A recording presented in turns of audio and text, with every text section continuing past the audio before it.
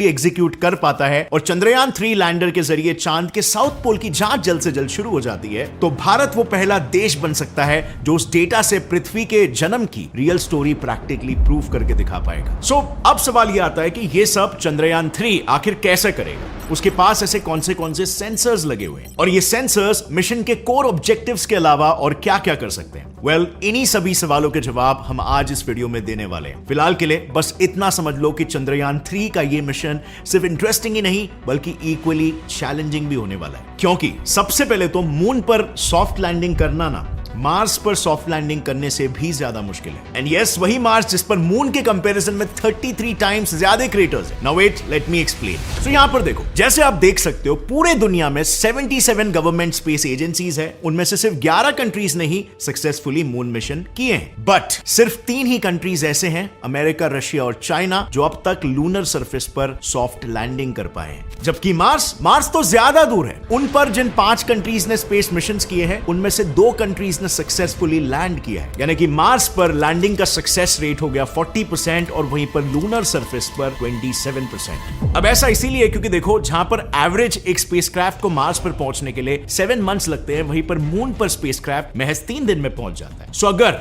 गलती से भी मून पर जाते वक्त स्पेसक्राफ्ट का पैथ किसी भी रीजन से डिफ्लेक्ट होता है, तो इतने कम समय में उसे मैन्यूवर करना यानी कि कंट्रोल करना और उसके पैथ को करेक्ट करना ज्यादा डिफिकल्ट हो जाता है। टाइम कम है, डिस्टेंस कम है, डिफिकल्टी ज्यादा हो जाती है। और इससे भी ज्यादा दिक्कत तब आती है जब स्पेसक्राफ्ट को कैलकुलेटेड टाइम फ्रेम में लैंड नहीं कराया जाता। बेसिकली स्पेसक्राफ्ट के स्पीड के बेसिस पर स्पेसक्राफ्ट लैंडिंग का टाइम एस्टिमेट किया जाता है। मतलब सपोज अगर स्पेसक्राफ्ट की स्पीड 20,000 किलोमीटर पर आवर है, तो उसे मून पर लैंड करने के लिए सिर्फ 15 से 30 मिनट का विंडो मिलता है। अदरवाइज उस स्पेसक्राफ्ट का खेल खत्म, यानी कि स्पेसक्राफ्ट का पाथ चेंज करो या ना करो, वो क्रैश होने ही वाला है। ऊपर से सिर्फ यहीं पर सॉफ्ट लैंडिंग की मुसीबत खत्म नहीं होती, क्योंकि अगर सपोज इस टाइम फ्रेम में टचडाउन स्टार्ट भी कर दिया, बाकी चीजें हैं जो कि लैंडर्स में प्रॉब्लम क्रिएट करेगी, जैसे कि उस लैंडिंग साइट का लोकल एटमॉस्फेयर। देखो, जैसे कि हम सब जानते हैं कि मार्स पर एटमॉस्फेयर है जो कि फ्रिक्शन पैदा करके लैंडर की स्पीड स्लो कर देता है, और इसीलिए मार्स पर लैंडिंग के लिए थ्रस्टर के साथ साथ पैराशूट्स भी यूज किए जा सकते हैं। पर मून पर ऐसा कोई एटमॉस्फेयर ना होने की वजह से पूरा का पूरा लोड थ्रस्टर्स पर आ जाता है, और यही थ्रस्टर्स लैंडिंग में प्रॉब्लम क्रिएट करते हैं, क्योंकि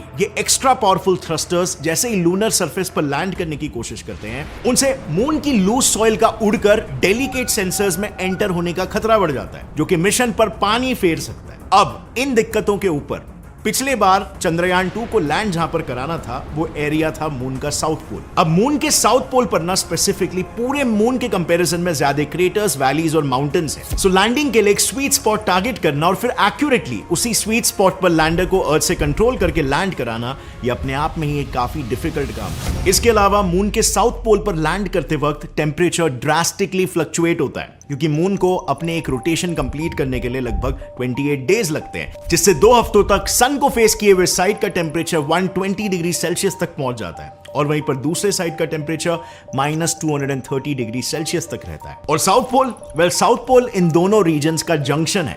अब अगर गलती से भी लैंडर साउथ पोल पर अचानक से लैंड हुआ, तो टेम्परेचर डिफरेंस की वजह से एक थर्मल शॉक जनरेट हो सकता है, और अगर थर्मल शॉक जनरेट हुआ तो लैंडर की हालत बिल्कुल इस ग्लास की तरह हो जाएगी। इसमें जैसे आप देख सकते हो, गर्म पानी डालते ही ग्लास चटक गया, बस वैसे ही लैंडर के पुर्जे भी आसानी से टूट जाएंगे। बट चलो, अब इन सभी प्रॉब्लम्स को टैकल करते हुए let's say ISRO lunar south pole पर अपना लैंडर लैंड भी कराता है, फिर भी उसके साथ कम्युनिकेशन टूटने का खतरा तो रहता ही है। तो देखो, आपको शायद पता नहीं होगा, पर चांद के सदर्न पोल पर ऑलमोस्ट 24/7 अंधेरा ही रहता है। जब दिन भी होता है तो सिर्फ होराइजन पर ही सन दिखाई देता है, जिसकी वजह से क्रेटर्स और माउंटेन्स के पीछे छुपे कुछ एरियाज ने तो मून के फॉर्मेशन से लेकर अब तक सन देखा ही नहीं है। अब ऐसे में लैंडर के सोलर पैनल्स कैसे काम करेंगे? बस इन्हीं सब रीजंस, यानी कि लैंडिंग साइट डिटेक्ट करने के लिए इनफ समय ना मिलना, डस्ट से सेंसर्स खराब होना, लूनर साउथ पोल के हार्श टेम्परेचर और सरफेस की मार और कम्युनिकेशन इश्यूज, इनकी वजह से कई बार लूनर सॉफ्ट लैंडिंग्स फेल हो जाते हैं। अब चंद्रयान 3 में इन प्रॉब्लम्स को हैंडल करने के लिए इसरो ने एक ऐसी यूनिक स्ट्रेटेजी का इस्तेमाल किया है कि अब की बार सॉफ्ट लैंडिंग में प्रॉब्लम्स आने के चांसेस ना के बराबर है। उन्होंने सॉफ्ट लैंडिंग की डिफिकल्टी को सॉल्व करने के लिए चंद्रयान 3 के लैंडर के लिए लकीली एक ऐसा ऐसा स्पॉट ढूंढ निकाला है जहां ना क्रेटर्स और माउंटेन से भरा अनइवन सरफेस है और ना ही ड्रास्टिकली अनइवन टेम्परेचर्स। ऑल्सो जब 14 जुलाई को चंद्रयान 3 लॉन्च होगा तब वो सबसे पहले 5 बार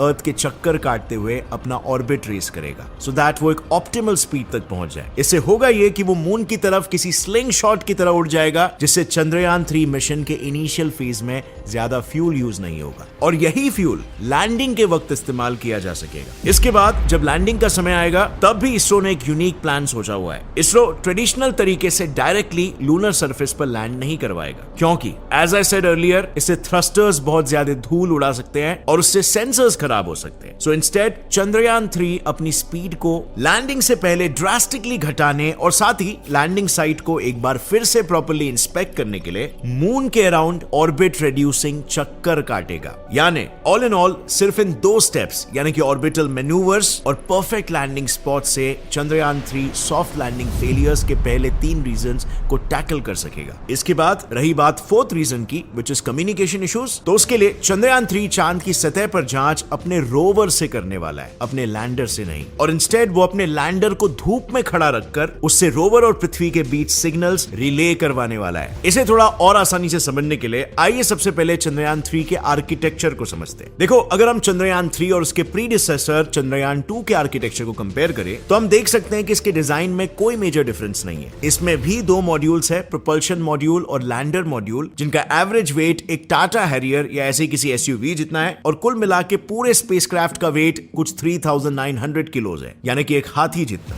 बस सिर्फ फर्क इतना है कि इसमें ऑर्बिटर नहीं है जो मून को रिवॉल्व करके स्कैन करे, क्योंकि चंद्रयान 2 का ऑर्बिटर हमारे लिए ये टास्क ऑलरेडी कर रहा है और इसीलिए चंद्रयान 3 में सिर्फ थोड़े बहुत मॉडिफिकेशंस ही किए गए हैं। और यही वजह है कि फाइनली चंद्रयान 3 कोविड वगैरह जैसे क्राइसिस और उससे हुए ग्लोबल शटडाउन के बावजूद भी महज 4 सालों में लॉन्च के लिए पूरी तरीके से तैयार हो पाया। अब एक बार सक्सेसफुली ये चांद पर लैंड हो गया तो उसके बाद लैंडर में से रोवर को डिप्लॉय किया जाएगा, जो तुरंत लेजर इंड्यूस्ड ब्रेकडाउन स्पेक्ट्रोस्कोप यानी लिब्स से मून के सॉइल में पड़े केमिकल कंपोनेंट्स को एक्साइट कर देगा। इससे उन केमिकल्स में से अलग अलग waves like alpha and X rays निकलेंगे, जिन्हें रोवर पर लगे अल्फा पार्टिकल एक्स-रे स्पेक्ट्रोमीटर फिर डिटेक्ट करके एनालाइज करेगा, ताकि मून के साउथ पोल पर सॉइल का कॉम्पोजिशन क्या है ये पता किया जा सके। इसके अलावा साइमल्टेनियसली लैंडर अपनी लैंडिंग साइट से ही मून पर एटमॉस्फेयर कितना थिन है ये पता लगा पाएगा और इतना थिन क्यों है इन मिस्ट्रीज को भी डिकोड करने की कोशिश करेगा, क्योंकि जैसे मैंने पहले कहा था कि मून पर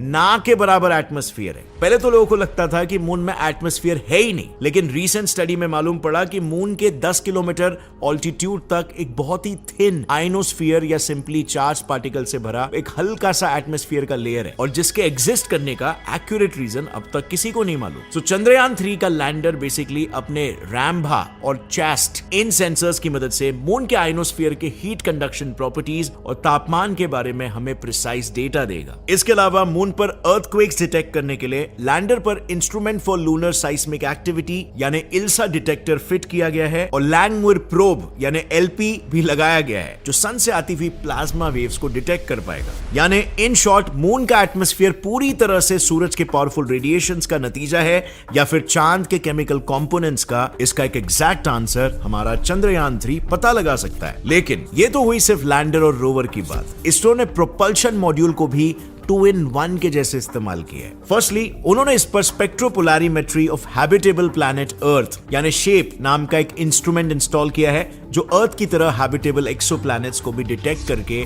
उनके केमिकल कॉम्पोजिशन को स्टडी कर सकता है। देन डिटैच होने के बाद प्रोपल्शन मॉड्यूल रिले सैटेलाइट की तरह काम करेगा, जहां वो लूनर साउथ पोल पर भी मैसेजेस और डेटा इंटरप्शन ना हो, इसीलिए रोवर और लैंडर से आए इंपॉर्टेंट डेटा पृथ्वी पर मौजूद इसरो के इंडिया डीप स्पेस नेटवर्क के एंटेना की ओर रिले करेगा। अब ये एक बहुत ही बड़ा स्टेप है, क्योंकि इससे हमें किसी और देश के रिले सैटेलाइट्स की जरूरत नहीं पड़ेगी और हमारा डेटा भी सिक्योर रहेगा, क्योंकि पहले ऐसे बहुत बार हो चुका है, इसरो से आया डेटा दूसरे कंट्रीज चुरा पाए थे। अब अगर देखा जाए ना तो ये हमारे मैन्ड मिशन का एक फर्स्ट स्टेप हो सकता है, क्योंकि अगर आज हम लैंडर को मून के साउथ पोल के डिफिकल्ट टेरेन पर लैंड करा सके तो डेफिनेटली गगनयान मिशन के तहत इंडियन एस्ट्रोनॉट्स को भी सेफली आउटर स्पेस में भेजा जा सकता है। इस मिशन से हमारा कॉन्फिडेंस काफी बढ़ जाएगा। बट खैर, गगनयान मिशन के लिए अभी टाइम है। फिलहाल इतना समझ लो कि चंद्रयान 3 का मिशन अगर सक्सेसफुल होता है तो उससे भारत पहला वो देश बन सकता है जो पृथ्वी के क्रिएशन और एवोल्यूशन से जुड़ी थियरी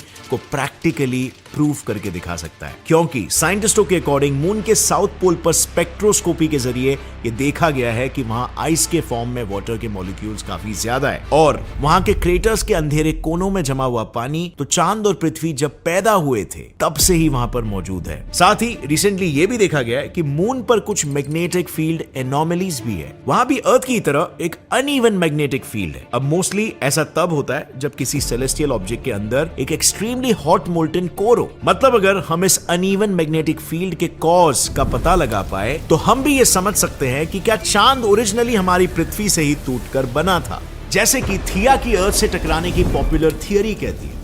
ऑल इन ऑल, अगर चंद्रयान 3 चांद पर